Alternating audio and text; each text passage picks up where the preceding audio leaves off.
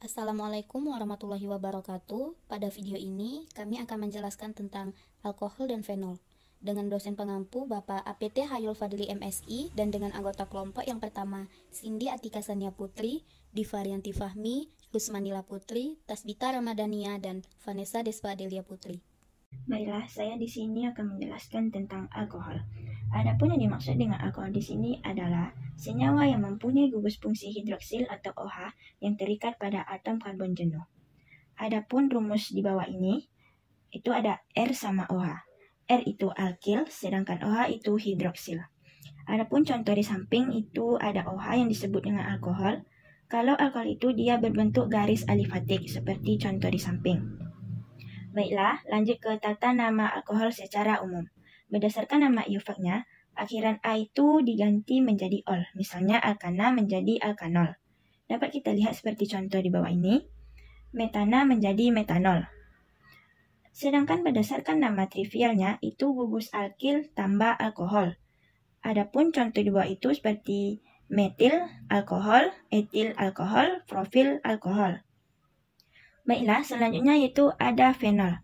Fenol di sini merupakan senyawa organik yang memiliki gugus hidroksil yang terikat pada cincin benzen. Dapat kita lihat seperti contoh di samping. Gambar kotak samping itu disebut dengan cincin benzen atau bisa dibilang dengan fenol itu berbentuk siklik, garis siklik. Selanjutnya itu penamaan fenol. Kita lihat ada contoh di bawah ini ada 3 klorofenol. Kenapa dia bisa 3 klorofenol? Karena kita mulai penomorannya itu dari OH. Makanya dia dari OH kita hitung 1, 2, 3. Makanya dia dinamakan dengan 3 klorofenol.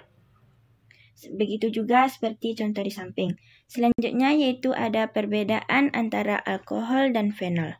Alkohol itu memiliki rantai karbon terbuka, sedangkan fenol memiliki rantai karbon tertutup atau melingkar. Yang kedua itu alkohol tidak beraksi dengan basa, sedangkan fenol beraksi dengan basa. Alkohol sifatnya asam lebih lemah daripada fenol, sedangkan fenol sifatnya asam lebih kuat daripada alkohol. Sintesis alkohol. Sintesis dari alkena terdapat 2 reaksi, reaksi hidrasi dan reaksi oksidasi. Pada reaksi hidrasi, alkena dapat diadisi oleh air H2O untuk menghasilkan suatu alkohol, di mana di sini contohnya propena ditambah air menghasilkan 2 propanol, di mana pada propena terjadi pemutusan ikatan rangkap, dan pada air atom OH akan mengikat ke atom C yang punya atom H lebih sedikit.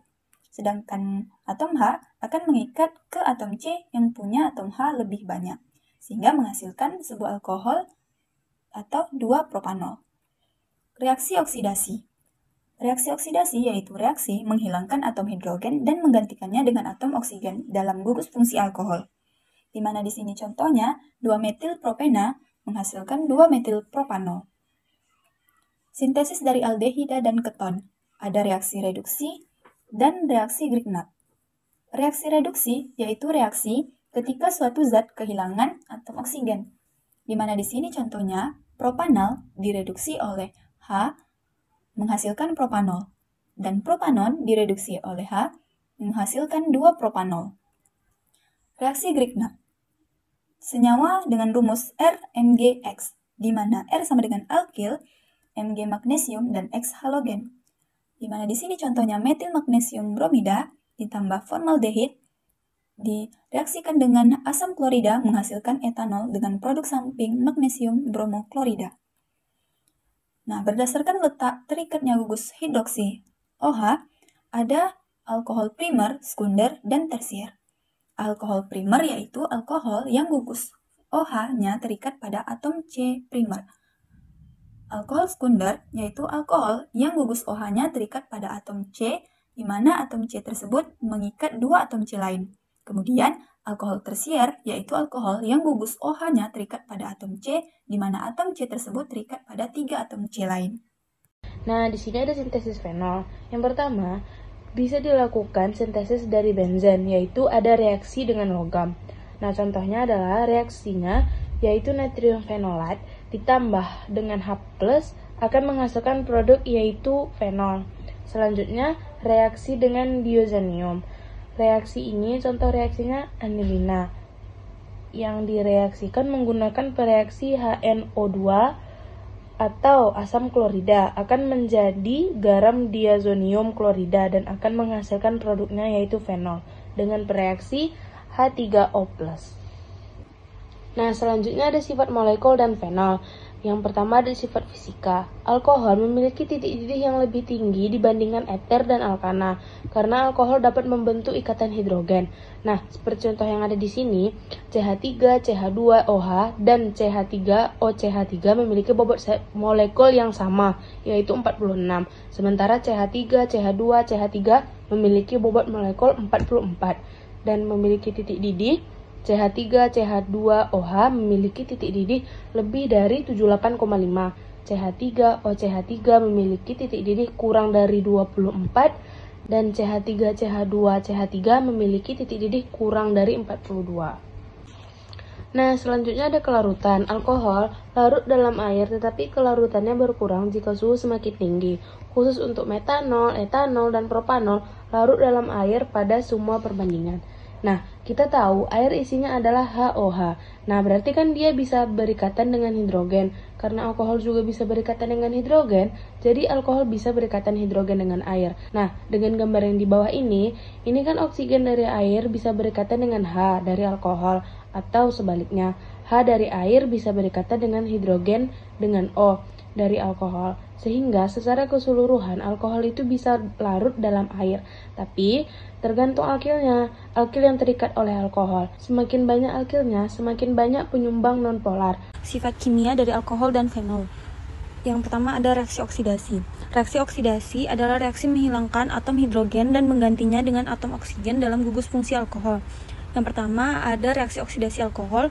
Bisa kita lihat di sini contohnya alkohol primer saat dioksidasi akan menghasilkan aldehida, lalu aldehida bisa juga dioksidasi dan akan menjadi asam karboksilat. Bisa kita lihat di sini ada reaksi yang menghilangkan atom hidrogen lalu menggantinya dengan atom oksigen. Contoh kedua yaitu alkohol sekunder yang apabila dioksidasi menjadi keton. Selanjutnya reaksi oksidasi fenol itu contohnya fenol dengan dua gugus OH yang berposisi ordo atau para dapat dioksidasi, contohnya hidroquinon yang direaksikan dengan reaksi Na2Cr2O7 dengan reaksi asam sulfat pada suhu 30 derajat Celcius akan menghasilkan quinon. Reaksi asam basa adalah reaksi kimia di mana asam bereaksi dengan basa menghasilkan produk-produk tertentu. Ion hidrogen dari asam bereaksi dengan ion hidroksida dari basa untuk membentuk air. Dan juga biasanya garam. Nah, contohnya yaitu reaksi natrium hidroksida dengan asam sulfat yang menghasilkan natrium sulfat dengan air. Lalu pada reaksi asam basa fenol itu ada reaksi fenol yang direaksikan dengan NaOH yang menghasilkan sodium penoksid atau natrium penoksid.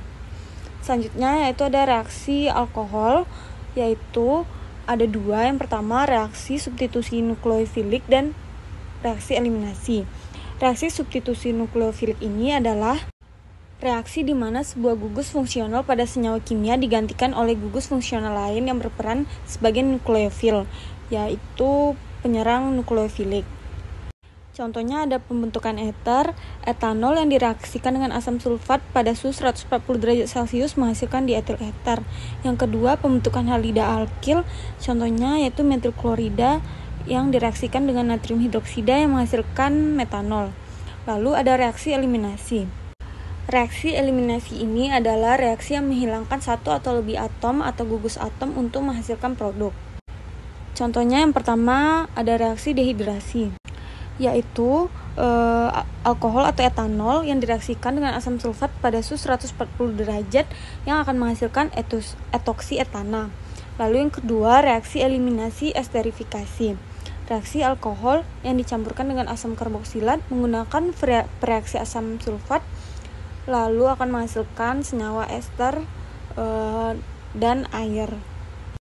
Reaksi dengan asam klorida.